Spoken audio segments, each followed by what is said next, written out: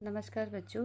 विकास के इस विषय में आज हम विकास में मानसिक विकास के अंतर्गत आएंगे, क्योंकि जो विकास की जो अवस्थाएं है यानी कि विभिन्न जैसे कि विकास एक संपूर्ण विकास या फिर सर्वांगीण विकास जब मनुष्य का होता है तो तभी उसको विकसित मनुष्य माना जा सकता है। जितने भी फैक्टर्स है विकास के, जैसे शारीरिक विकास, मानसिक विकास, संवेगात्मक विकास, सामाजिक विकास, नैतिक विकास या चारित्रिक विकास या फिर सौंदर्यात्मक विकास, भाषा विकास, गत्यात्मक विकास, इन सभी प्रकार के विकास जब व्यक्ति में उपलब्ध हो तभी हम उसे एक विकसित व्यक्ति या फिर जिस व्यक्ति का अच्छे से विकास हुआ है वो मानेंगे।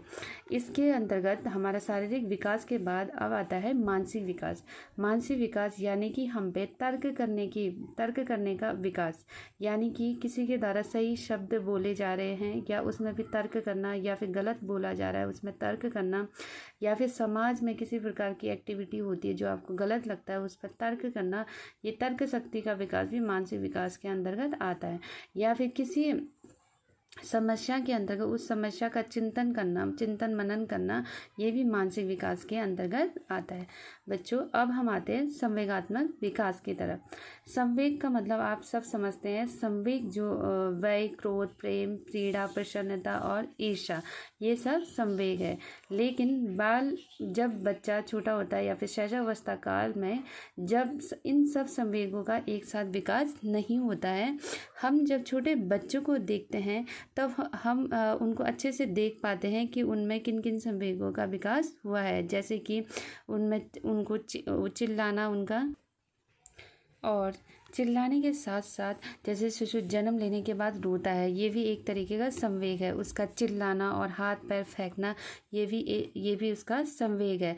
मतलब संवेग का एक तरीके से वो अभ्यास कर रहा है। उसे ये पता नहीं कि भूख में हमें किस प्रकार का संवेग करना है। उसमें हमें भय दिखाना है जब भूख लग रही है, क्रोध दिखाना है, प्रेम दिखाना है, पीड़ा दिखाना है, या फिर प्रसन्न होना है, उसे ये पता नहीं है। उसमें विभिन्न प्रकार के संवेग जो हमें दिखते हैं, वो जैसे रोने का संवेग दिखता है या फिर चिल्लाने का संवेग दिखता है, इस संवेग का वो प्रयास कर रहा होता है। तो सबसे पहले हम जो छोटे बच्चे होते हैं उनमें भूख के कारण जो क्रोध होता है, क्रोध और कष्ट के कारण जो चिल्लाहट होती है, ये संवेग हम सबसे पहले बच्चे में नोट कर सकते हैं या फिर बच्चे में देख सकते हैं। यानी कि जो चिल्लाना है, उसका रोना है, ये संवेगों का वो प्रैक्टिस कर रहा है कि किस तरीके से हमें किस स्थिति में हमें रोना चाहिए, किस स्थिति में हमें हंसना चाहिए, या फिर किस स्थिति में चिल्लाना चाहिए। ये बाल्य अवस्था में वो सीखता है और सीख कर विभिन्न प्रकार के संवेगों का उसमें विकास हो जाता है। जो संवेगों का विकास का प्रभाव बालक के संपूर्ण व्यक्तित्व पर पड़ता है, यानी कि जो संवेग होता है, ये सारे संवेग व्यक्ति के संपूर्ण विकास में उत्तरदायी रहता है।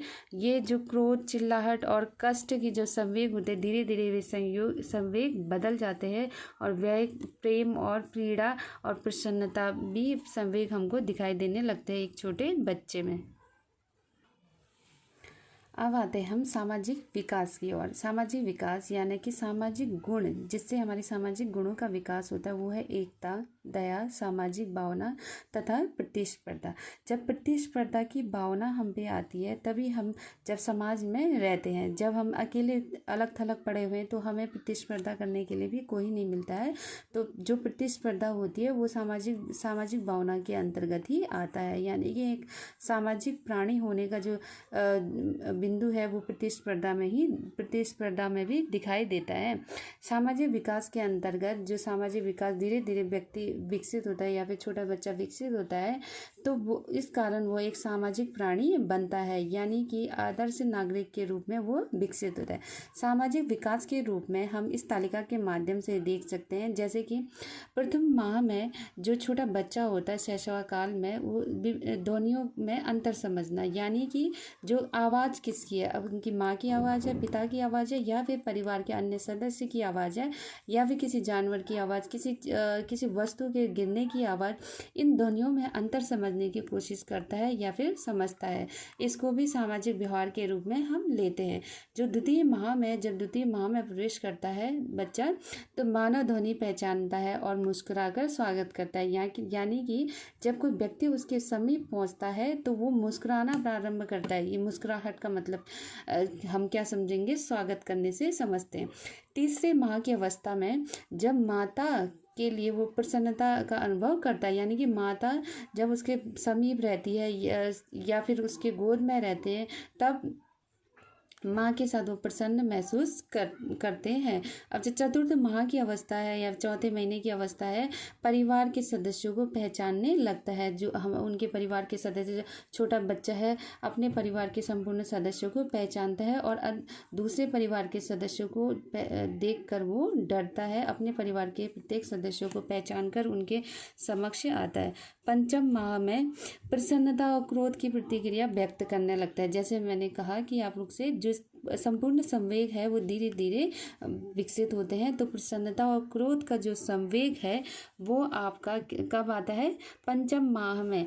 तब इस संवेग के कारण उसका सामाजिक विकास भी आगे बढ़ता है। जो छठे माह में इसका प्यार और जो संवेग होता है, इन संवेगों के विकास के साथ साथ लोगों को देखकर भयभीत होना यानी कि डरना, इस संवेग के विकास के साथ साथ उसका सामाजिक विकास भी होता है।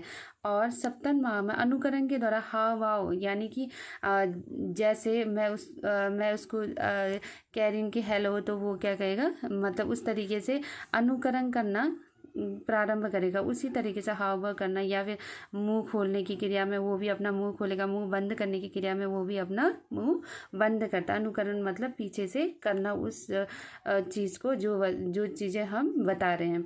तो जो 8वां महीना होता है, हाव भाव या विभिन्न प्रकार के संवेगों को करने लगता है। और संवेग के माध्यम से जैसे हम अपना मुंह प्रसन्नता वाला बनाते हैं, तो बच्चा भी प्रसन्न होकर हमारी तरफ आने की कोशिश करता है। यानी अगर हम भय दिखाने की कोशिश करते हैं तो बच्चा क्या हो जाता है, भयभीत होता है।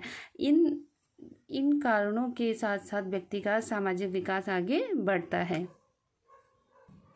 इस अवस्था में बच्चे का जो सामाजिक विकास होता है वो बहुत तीव्र गति से भी आगे बढ़ता है। कारण क्या होता है, ये सामाजिकरण की गति तीव्र होने का कारण होना मतलब प्राथमिक विद्यालय में प्रवेश करता है। आजकल बच्चे 2.5 साल के हो जाते हैं तो प्राथमिक विद्यालयों में जाने लगते हैं। जब हम विद्यालय में प्रवेश करते हैं तब हम ज़्यादा लोगों के साथ संपर्क करते हैं।